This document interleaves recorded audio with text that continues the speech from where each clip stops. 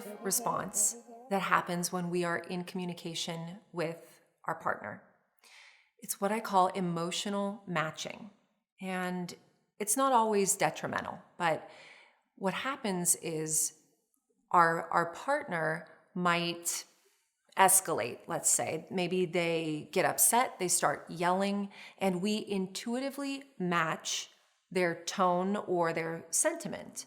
And this pushes conflict to a place where it can be really hard to de-escalate, right? And so we want to be careful of that, but it's also an emotional response that can be very nurturing and soothing. Imagine your partner has, a bad day and they're crying or they're talking softly, and you might intuitively match their emotion. You might intuitively match their tone and start speaking softly and, consoling them, right? But when one partner escalates and starts yelling, it's normal for the person receiving that message to also escalate.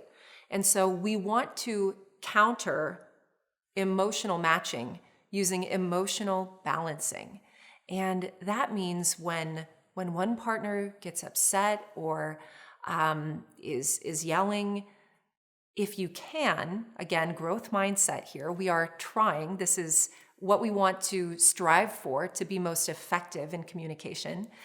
The partner on the receiving end of the message should try to de-escalate their partner by speaking in a calm tone or making a statement that is neutral or validating. So speaking of validating, this is the best emotional balancing technique, to validate your partner, meaning you are acknowledging what they say and what they think and what they feel. Validation is, it's like the keys to the kingdom.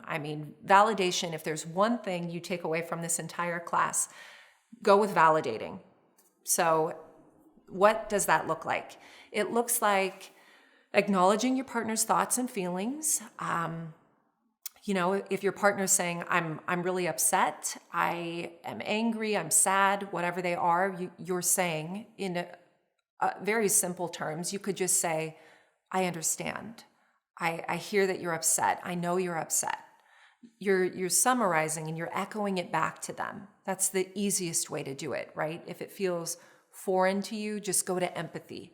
Just go to a simple statement like, I understand, I get it. Or maybe you don't get it and you can say, I know you're upset and I'm trying to understand. I'm trying to understand. Tell me more. So that's a really good way to validate.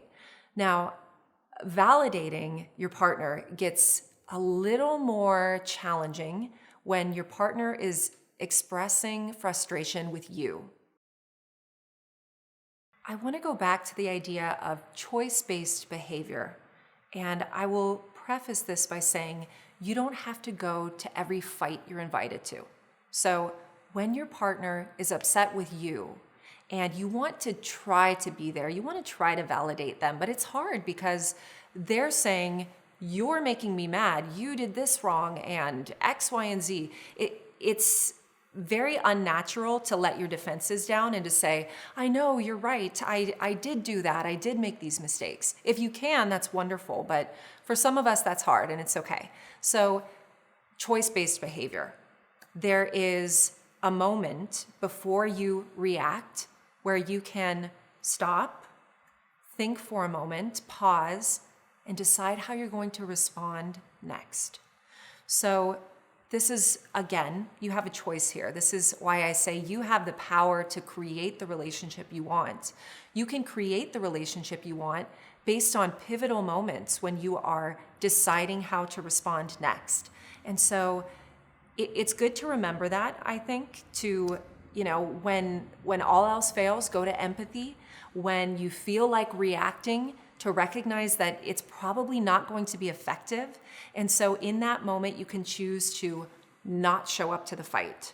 You can choose to say, hey, I know you're really upset with me, and I'm trying to understand, what can I do to make it better? What do you need from me?